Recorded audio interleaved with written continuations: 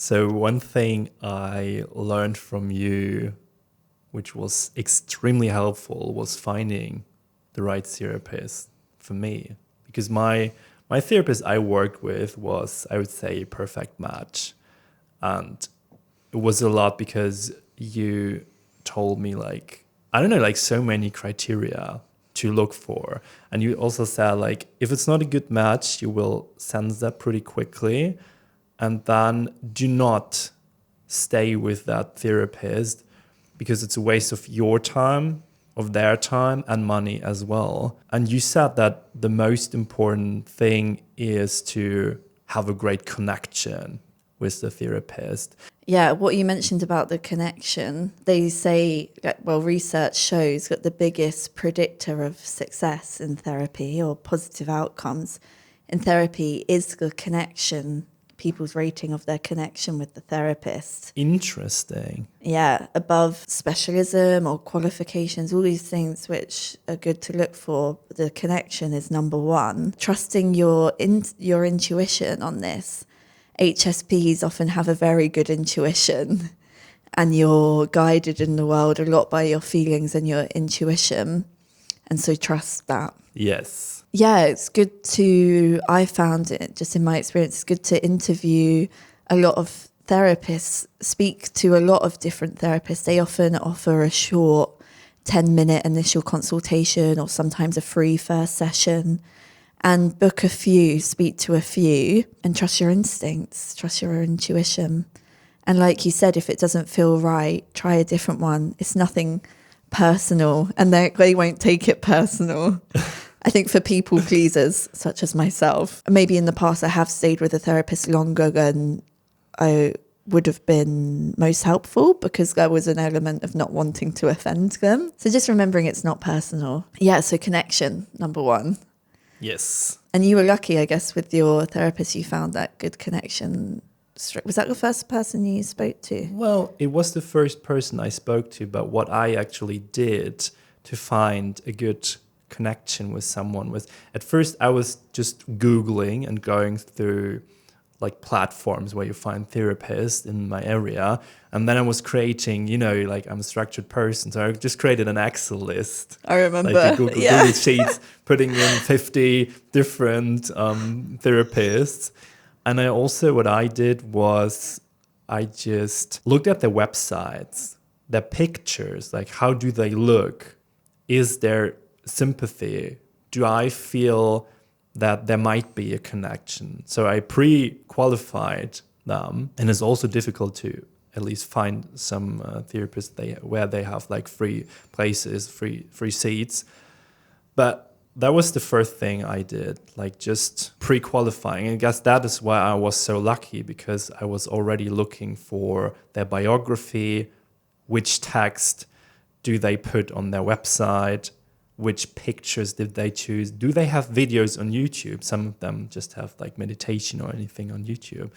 And do I feel a connection online already? I think you can tell so much from, all that extra information out there that your sensitive pattern-seeking brain will tune into. What about experience and qualifications? Did you look for them as well, like on their website? Yeah, I guess it's different in each country, but it seems like in each country they have different words for different levels of qualification. So like in the UK, counsellor versus psychotherapist versus psychiatrist all mean very different things.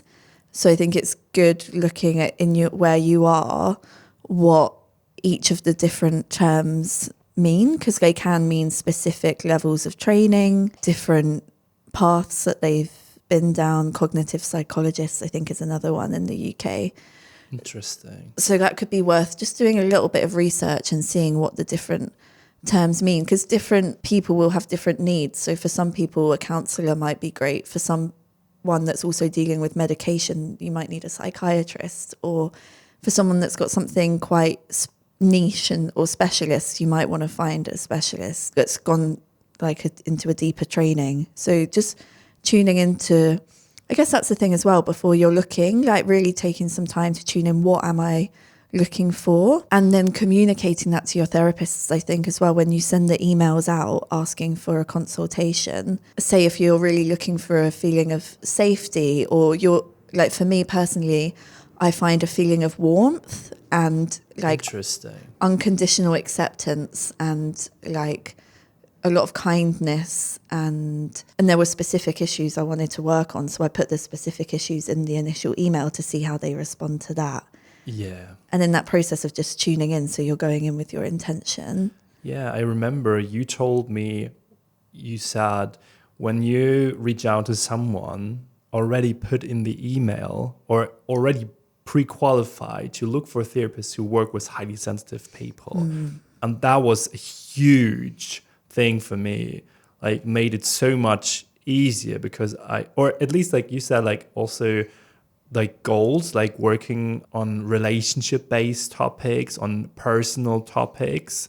So it was like say like every therapist who works like as a family therapist, as a work-related therapist, business therapist, they all like were disqualified. So I just took the HSP focus and relationship experience therapists. Also, I wanted to have this warm energy as well. And I also wanted to have a therapist, you said it as well, who is a bit more spiritual orientated, who has like experience like with alternative approaches. And we talk about approaches later on as well. But that was super helpful to put that on my qualifying filter in the beginning. For me, I also sensed as a male, I wanted to work with a woman.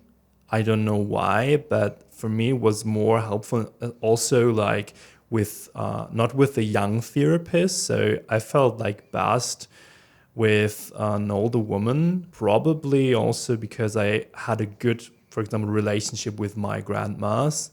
So I just sense that, oh, an older woman, this makes me feel comfortable. They seem so wise, so experienced. Did you also have that? Or did you have like experience with different therapists and different ages and genders? My preference when I've been looking has always been to work with a female therapist. But when I was at uni, I was very lucky. I got mentoring through disability support. And so I got to work with a therapist, but I didn't choose them. But they turned out to be a great match. And he was a man. And that's something I wouldn't have looked for. But just by chance, he was HSP. And he had very much this warm energy and spiritual perspective. So yeah, age-wise, yeah, that wasn't a factor for me, but it's going to be so different for everyone. So I think just, yeah, trusting whatever you're drawn towards, because I know some men would prefer to work with male therapists, some men prefer to work with female. So just going with whatever feels right for you at that stage in your life. I think it also depends on the topic you're working with. Yeah. Right. Yeah. Some sensitivity maybe around if it's specific topics that might affect that. I think for me, looking for a therapist, I think I'm at a point where I would specifically just look for HSP therapists. Yeah. That might be different for other people. Like I've had a lot of help. Like my first therapist, I don't think was HSP, but I got a lot of value from it. But if that's something you feel would be right for you, it can make a big difference. I started IFS therapy with a therapist. I don't know if it was an HSP thing or not, but I just didn't feel that safety and like openness. They were lovely and great, and I had great insights. But in the IFS framework, and we were speaking about parts, I had kind of 3 parts I was aware of: my meditator part, my inner critic part, and then my dissociative protector part. And that was an amazing insight to see how I move between these 3 states. Interesting. Yes. So how does that relate to the therapy approach? I was thinking in terms of finding a therapist, because I could feel there's not quite this feeling of safety. So I did maybe 4 or 5 sessions, which were really great and a big insight. One of the big insights was seeing that my meditator part had learned a lot to push away my feelings. I was using meditation as a spiritual bypass, and I was kind of coming up and out, moving towards the light and finding peace and bliss. And I was cutting off and ignoring all the unresolved things down here in the body.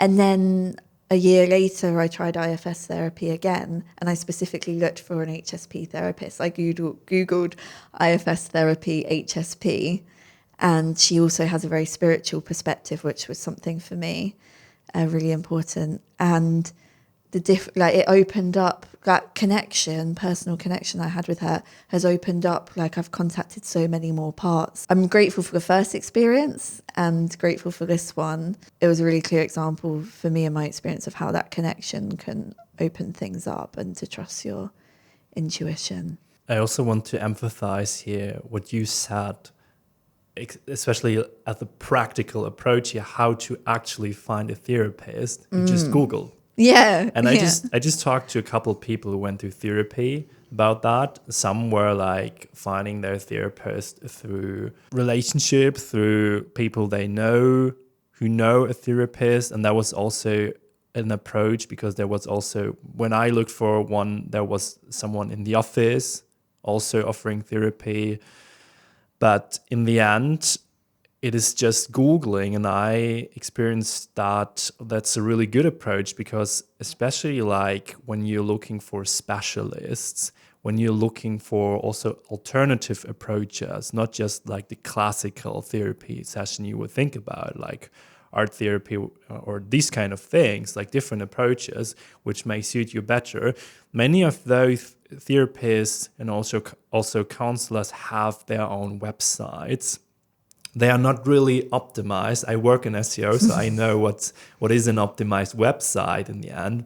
But many of them just have a couple sentences, text, keywords on their website. And you really have to go through the search results, for example, on Google or Bing, go to like page 4, 5, 6, where you normally would never go to. But trust me, you will find a lot of beautiful nuggets in these search results, which actually might suit you really well. And I did that as well. That's a good top tip. Yeah. We're so trained to search on your phone and just look at the first 4, which will often be the big companies and the sponsored. Exactly. And like you said, these therapists they're not SEO specialists like yourself. Yeah. So take the time to look for the hidden nuggets. That's a good one.